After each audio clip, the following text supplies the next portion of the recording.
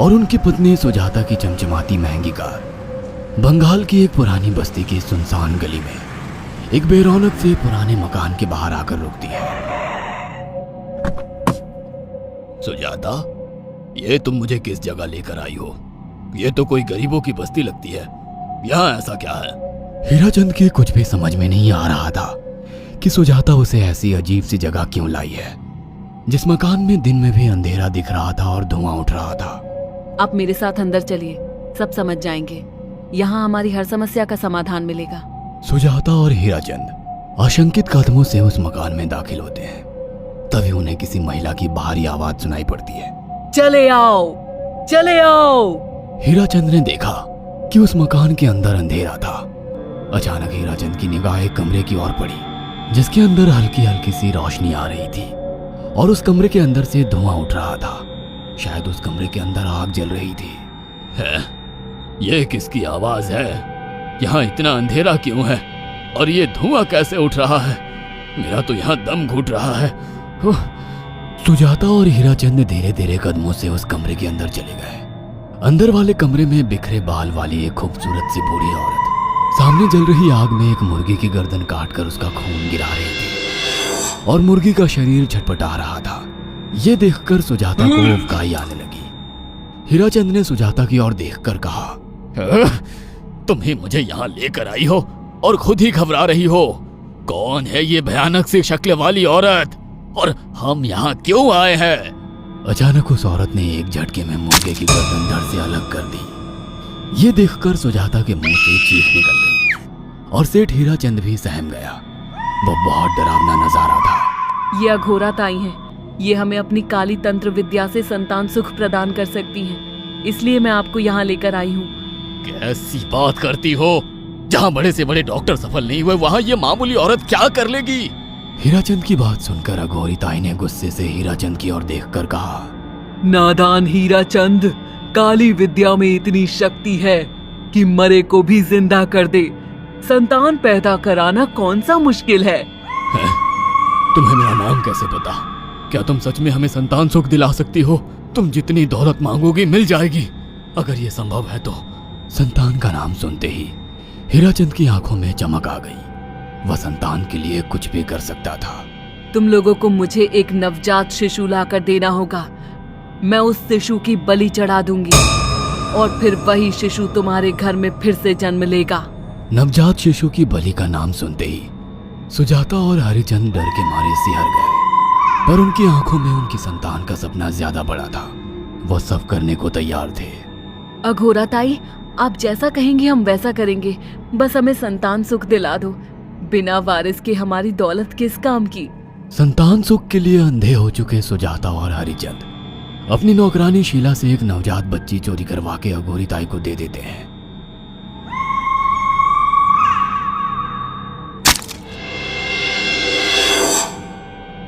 उस शिशु की बलि से सुजाता गर्भवती हो जाती है। देखा आपने अघोरा की तंत्र शक्ति? मुझे उस पर पूरा भरोसा था। चलो चलकर उन्हें धन्यवाद कहते हैं। हीराचंद और सुजाता अघोरा ताई के पास पहुंचते हैं। वो दोनों बहुत खुश थे और अघोरा पर उन्हें अंधविश्वास हो गया था। अघोरा ताई, आप महान तंत्रिका है। आपने वो चमत्कार कर दिखाया जो बड़े बड़े डॉक्टर नहीं कर सके। ये काली विद्या है बेटा। अगर तुम दोनों चाहो तो मैं इस विद्या से तुम दोनों को हमेशा के लिए जवान बना सकती हूँ। क्या सच में ऐसा संभव है? हाँ बिल्कुल, पर इसके लिए तुम्हें जवान लड़के और लड़कियों की बलि चढ़ानी होगी। तुम उन्हें यहाँ तक लाओ, बाकी मैं देख लूंगी। जवान रहने की लालच में अंधे सुजाता और हरिचंद एक अनाथ आश्रमों से हर रोज एक लड़की या लड़के को गोद लेने के बहाने अघोरी के पास बलि चढ़ाने ले जाने लगे। और एक दिन अघोरी ताई ने हीराचंद और सुजाता से इंसानी मांस खाने को कहा। पूरी तरह से इंसान से हैवान बन चुके अब वो दोनों इंसानी मांस खाने के लिए तैयार भी हो गए। ये गर्म खून और मांस खाकर तुम लोगों की उम्र भी बढ़ जाएगी। खाओ इसे। हाँ, सच में ये इंसानी मांस बड़ा स्वादिष्ट है। अघोरा ने अपनी बातों में फंसाकर सुजाता और हरिचंद को नरभक्षी बना दिया था। वो तीनों हर दिन बलि चढ़ाकर खून पीकर मांस खाने लगे। नौकरानी शीला भी नए शिकार लाने में उनकी मदद करती थी, मगर एक दिन शीला को शिकार नहीं मिला। मेम साहब, आज एक भी शिकार हाथ नहीं लगा और मैं बहुत थक गई हूँ और घर जाकर थोड़ा आराम करना चाहती हूँ। कोई बात नहीं शीला, एक छोटा सा काम है, तुम हमारे साथ चलो, लौटते में हम तुम्हें घर छोड़ देंगे। जी मेम साहब। शीला नहीं जानती थी कि शिकार नहीं मिलने से सुजाता और हरिचंद अंदर से बौखला गए थे और उनके दिमाग में एक शैतानी चाल चल रही थी। सुजाता, ये बेहोशी की दवा है। शीला के कार में बैठते ही तुम उसे सुंघा देना। आज हमें इसी की बलि देनी होगी। इसने हमारे यहाँ का बहुत खाना खाया, अब हम लोग इसे खाएंगे। वैसे भी ये आगे चल के हमारे लिए खतरा बन सकती थी। कार में बैठते ही सुजाता शीला को बेहोश कर देती है और वो लोग सीधे अघोरी ताई के यहाँ पहुंच जाते हैं, जहाँ अघोरी ताई शीला की बलि चढ़ा देती है और तीनों मिलकर उसे नोच कर खाते हैं। अघोरी ताई, हमको बलि चढ़ाते हुए पूरा 1 साल हो गया है। हमारा बेटा भी साल भर का हो चुका है। अब और कितनी बलि देनी होगी? बस एक आखिरी क्रिया और बची है, उसके बाद तुम दोनों हमेशा के लिए जवान हो जाओगे। कैसी क्रिया अघोरा ताई? 3 दिन बाद सूर्य ग्रहण है, हमें पास के घने जंगल में एक विशेष क्रिया करनी होगी। उसके बाद तुम लोग कभी बूढ़े नहीं होगे। कितना अच्छा होगा, हम हमेशा जवान रहेंगे और सालों साल तक अपनी दौलत से ऐश करेंगे। हाँ, सच कहा। अघोरा ताई ने हमारे हर सपने पूरे कर दिए।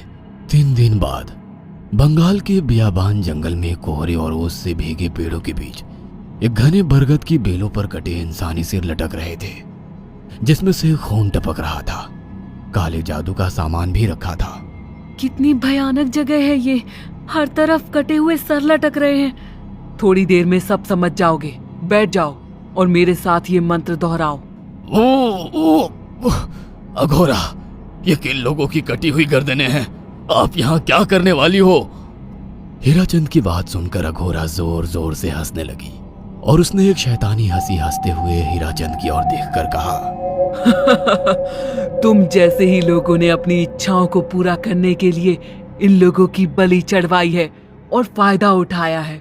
अब तुम दोनों आंखें बंद करके यहाँ बैठ जाओ और मेरे साथ मंत्रों को दोहराते जाओ। अघोरा ने सुजाता और हरिचंद को वशीकरण मंत्र और काले जादू के इस्तेमाल से सम्मोहित कर दिया और देखते ही देखते वो एक भयानक डायन में बदल गई और चीखती हुई बोली, अब मैं तुम दोनों की बलि चढ़ाकर अमर हो जाऊंगी, क्योंकि तुम लोगों ने 100 लोगों की बलि का खून पिया है। देखते ही देखते उस डायन ने फरसे से एक एक करके सुजाता और हरिचंद की गर्दन काटकर जल रही आग में बलि चढ़ा दी और उनका गर्म खून पीने लगी। जब तक तुम जैसे मूर्ख और लालची लोग अपने फायदे के लिए दूसरों को मेरे पास लाते रहेंगे, मैं उनका फायदा उठाकर ऐसे ही उनकी बलि चढ़ाती रहूंगी। दरअसल अघोरा एक डायन थी और अपना स्वार्थ पूरा करने के लिए उसने हीराचंद और सुजाता की लालच का फायदा उठाकर उनकी भी बलि चढ़ा दी। बुरे काम का बुरा ही नतीजा मिलता है। अगर आपको हमारी ये कहानी पसंद आई हो तो इसे लाइक और शेयर करना ना भूलें। साथ ही ऐसी और नई कहानियों के अपडेट्स पाने के लिए हमारे चैनल अक्षु टीवी को जरूर सब्सक्राइब करें।